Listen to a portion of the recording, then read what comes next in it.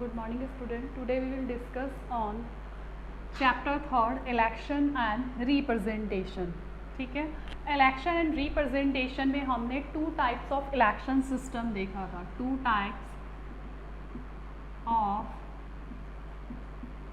election system. तो first election system था first past the post system और second था प्रोपोर्शनल रिप्रेजेंटेशन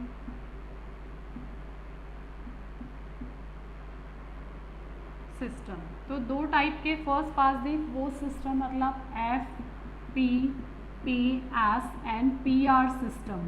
ठीक है, दो टाइप के सिस्टम के बारे में पढ़ा था. लोकसभा इलेक्शंस में हम first past the post system use करते हैं. तो इसके अंदर पूरी जो कंट्री है उसको डिवाइडेड कर दिया जाता है वेरियस कॉन्स्टिट्यूंसी से, और कॉन्स्टिट्यूंसी से जो भी मेंबर मेजॉरिटी ऑफ वोट्स लेके इलेक्टेड होता है उसे विनर डिक्लेयर किया जाता है. प्रोपोर्शनल रिप्रेजेंटेशन सिस्टम जो है वो हम राज्यसभा इलेक्शन और प्रेसिडेंट के इलेक्शन में यूज़ करते हैं. और इसमें हमने पढ़ा था कि इंडिया ने एक थर्ड वेरिएंट ही कॉम्प्लेक्स वेरिएंट निकाला है इसका कि सिंगल ट्रांसफरेबल वोट सिस्टम. की वोट तो एक ही बार होगा बट सिंगल होगा बट ट्रांसफरेबल होगा, ट्रांसफ़र हो सकता है. नाउ अब हम डिस्कस करते हैं कि why did India adopted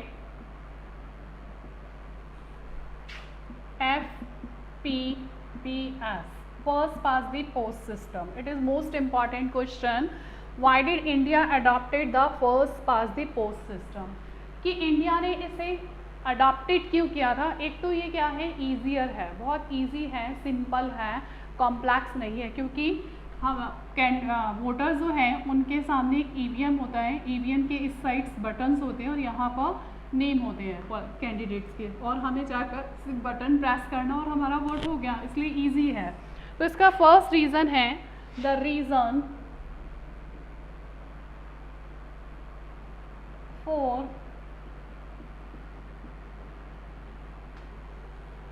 popularity and success of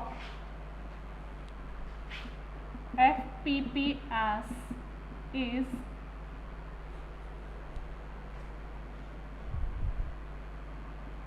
its simplicity. ठीक है, सबसे फर्स्ट रीज़न जो है इसकी पॉपुलैरिटी एंड सक्सेस का, first past the post system की पॉपुलैरिटी एंड सक्सेस का मोस्ट इम्पॉर्टेंट रीज़न है सिंप्लिसिटी. मतलब सिंपल है, ये बिल्कुल इजी है, या हम बोल सकते हैं बिल्कुल इजी सिस्टम है कि हमें जाना है ईवीएम पे, बटन प्रेस करना और वोट हो गया. तो सिंप्लिसिटी मीन्स कि the candidate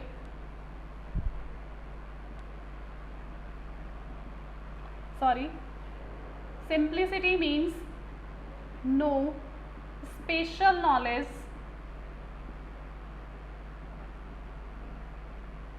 no special knowledge about politics,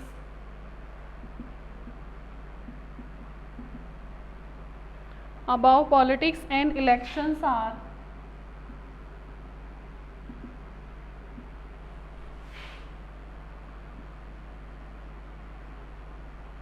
required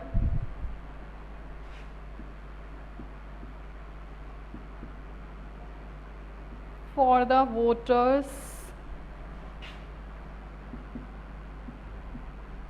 to understand this system.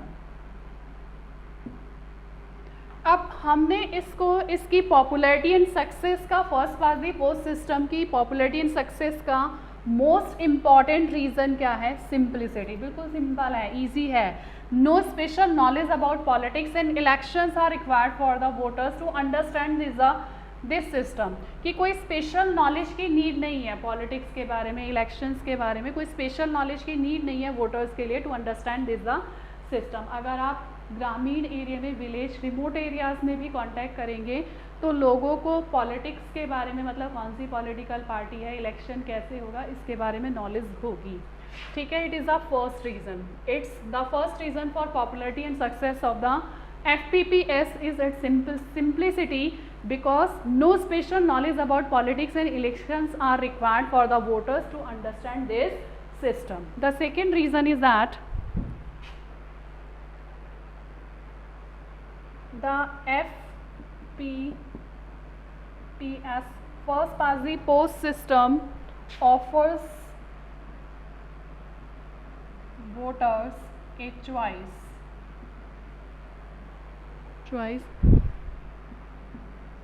not simply between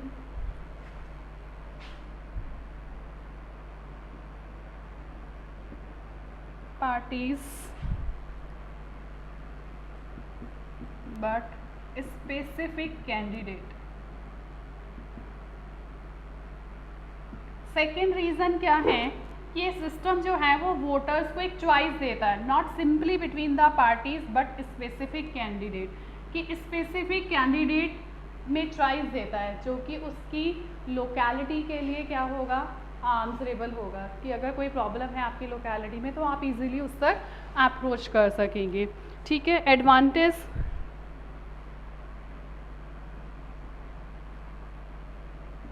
it is the advantage of PR system, ये PR सिस्टम का एक एडवांटेज है हमारे पास में। Now the third topic is this,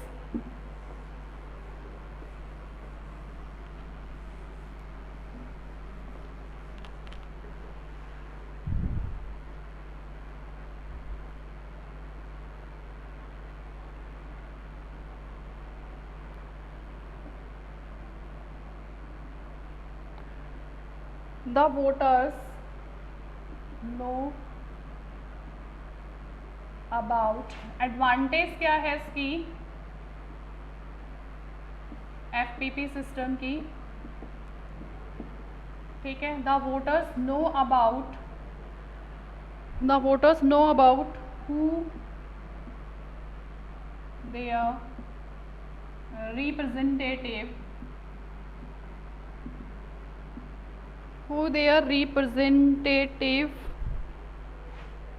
is and can hold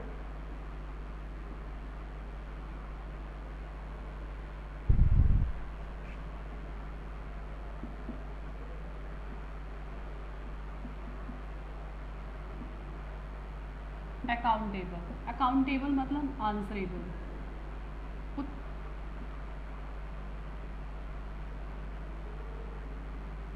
तो हमने पढ़ा कि यहाँ पर वोटर्स के पास में चॉइस है, वोटर्स के पास में क्या है, FPP सिस्टम में वोटर्स के पास चॉइस है, पार्टीज नहीं कैंडिडेट की। तो इसका एक एडवांटेज है, ठीक है, the voter know about who their representative is and can hold him और अकाउंटेबल, कि कौन उनके रिप्रेजेंटेटिव है लोकेलिटी के और कौन उनके लिए अकाउंटेबल है, ये इसकी एडवांटेज है। Now the third, in the FPP system,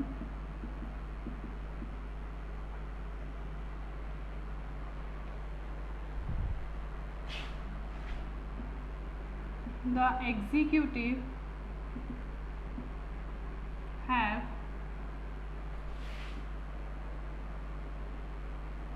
majority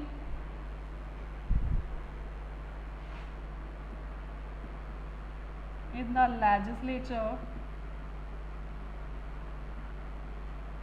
majorities in the legislature, thus provided with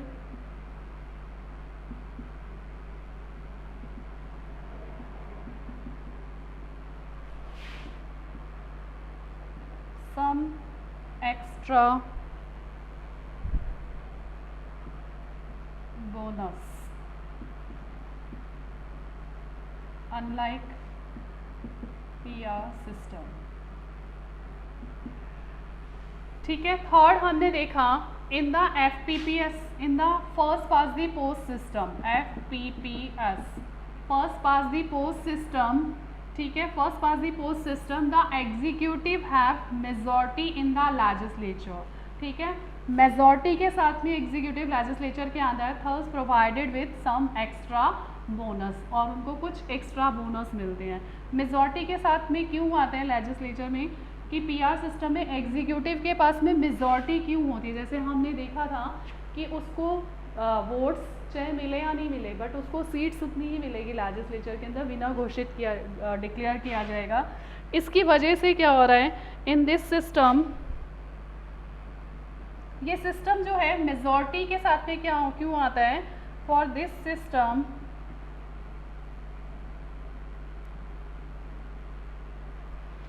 this system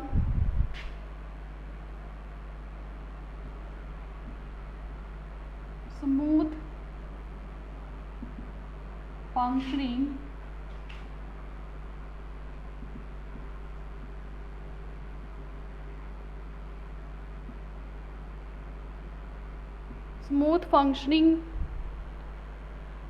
smooth functioning of the government and stable government can be formed, ठीक है। अब एफपीपी सिस्टम के अंदर हमने क्या देखा था? एग्जीक्यूटिव है मेजॉरिटी इन द लेजिस्लेचर के अंदर मेजॉरिटी से आता है, thus provided with some extra bonus, और उसको क्या प्रोवाइडेड किए जाते हैं? Extra bonus. और बोनस इस सिस्टम की वजह से smooth functioning the government and stable government can be formed. हम गवर्नमेंट जो है वो कैसी गवर्नमेंट होगी? स्टेबल गवर्नमेंट का मतलब है कि 5 ईयर्स का जो टाइम पीरियड है उसको वो कंप्लीट करेगी। तो is it clear? In this system executive है मेजॉरिटी इन द लेजिस्लेचर, उसके पास मेजॉरिटी के साथ में आता है लेजिस्लेचर के अंदर, जिसकी वजह से smooth functioning of the legislative government and stable government can be formed. हम आप स्टेबल गवर्नमेंट बना पा रहे हैं। स्टेबल गवर्नमेंट का मतलब है कि कम से कम अपना वो टाइम पीरियड जो 5 ईयर्स का है उसको कंप्लीट कर पाए।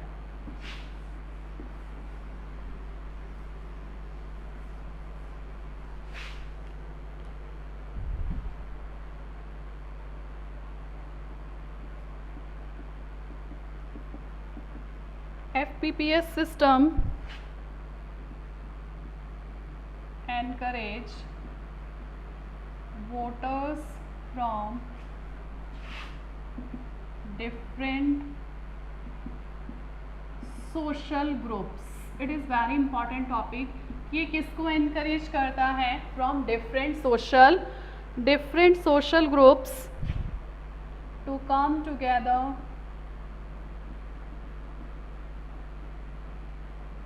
to win election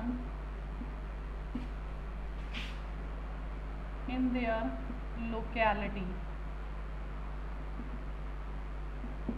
ठीक है। इसके अलावा it also discourage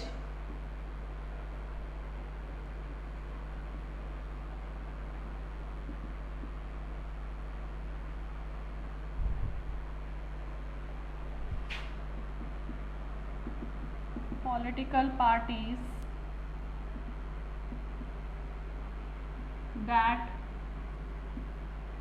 that get all their votes only one caste or community।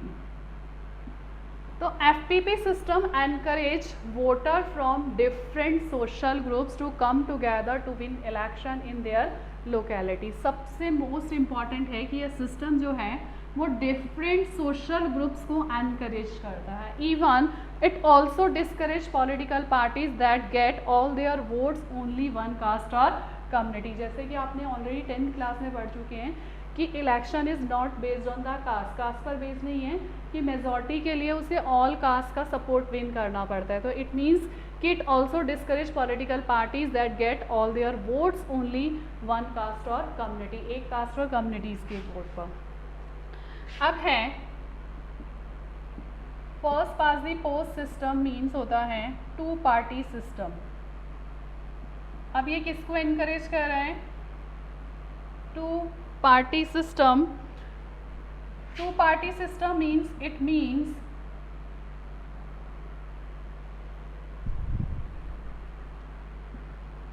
that there are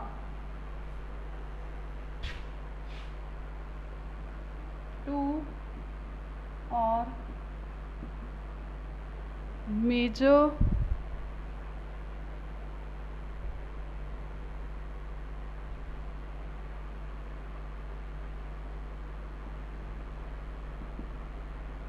competition between two parties।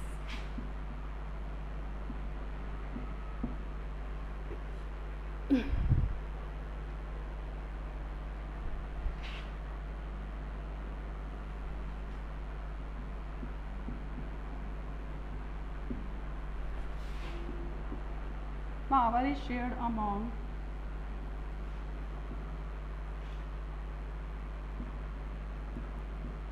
two political parties। तो FPP सिस्टम जो है उसके अकॉर्डिंग टू पार्टी सिस्टम भी चला है। It means that there are two major competition between two parties and power is shared among the two political parties. और power भी किस में शेयर की जाएगी? Two political. It is difficult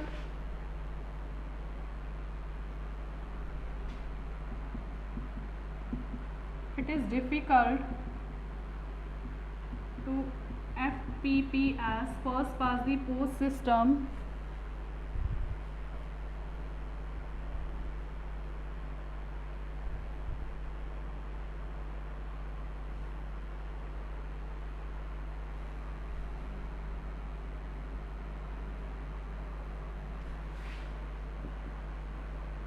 to enter in a single party with single party। तो यहाँ पर to party system, एक तो एक इसको एनकरेज कर रहा है कि डिफरेंट सोशल ग्रुप्स जो है वो एंटर करते हैं, और टू पार्टी सिस्टम भी हो सकता है। It means that there are two major competition between the, कि मेजर कंपटीशन किसके बीच में हो रहा है? टू पार्टीज़ के बीच में, और पावर भी शेयर होगी टू पॉलिटिकल पार्टीज़ में। It is difficult to FPP system to enter with single party, to enter with single party. Single party के साथ में नहीं आ सकती है। After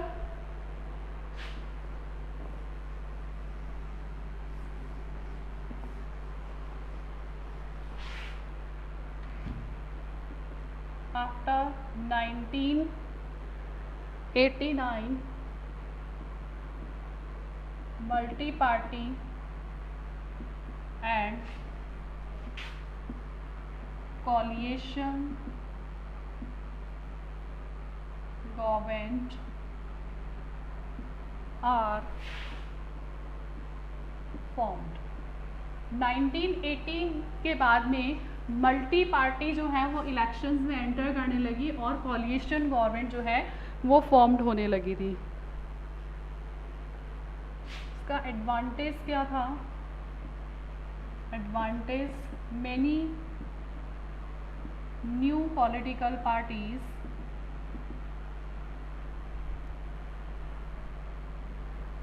many new and smaller parties have chance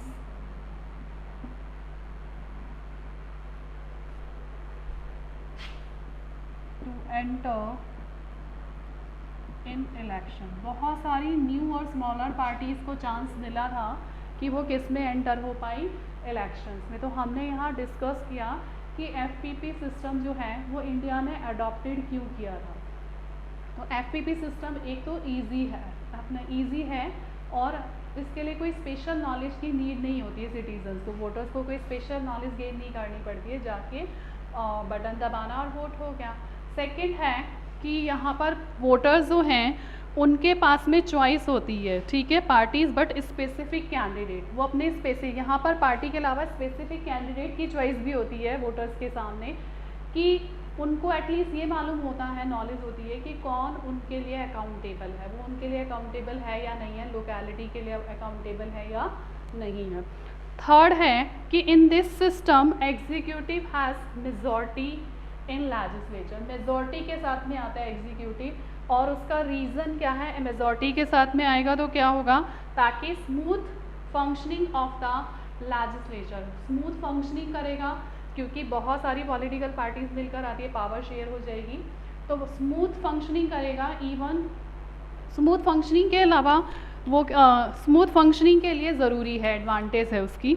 उसके अलावा पार्टीज़ में voters have different social groups, parties जो आती हैं वो डिफरेंट सोशल ग्रुप्स के साथ आती हैं, एनकरेज करती हैं डिफरेंट सोशल ग्रुप्स के लिए कि वो विन करें इलेक्शन। इसके अलावा डिस्करेज किसको करती है, ऐसे कैंडिडेट को जो कि कास्ट के नाम पर या किसी पर्टिकुलर कास्ट और कम्युनिटी के नाम पर वोट मांगते हैं। उसके अलावा 19 इसको रिमूव करने के लिए एफपीपी सिस्टम में 2 पार्टी सिस्टम चला था, जिसमें 2 मेजर पॉलिटिकल पार्टीज़ के बीच में कंपटीशन होता था, मेजर पॉलिटिकल पार्टीज़ के बीच में कंपटीशन होता था, पावर शेयर होती थी। आफ्टर दैट 1989 के बाद में multi party and coalition government जो थी वो फॉर्म्ड होने लगी थी। इसका एडवांटेज ये था मल्टी कोलिएशन गवर्नमेंट का कि बहुत सारी न्यू और स्मॉलर पार्टीज़ को चांस मिल गया था कि वो इलेक्शंस में एंटर करना उन्होंने स्टार्ट कर दिया था। Thank you.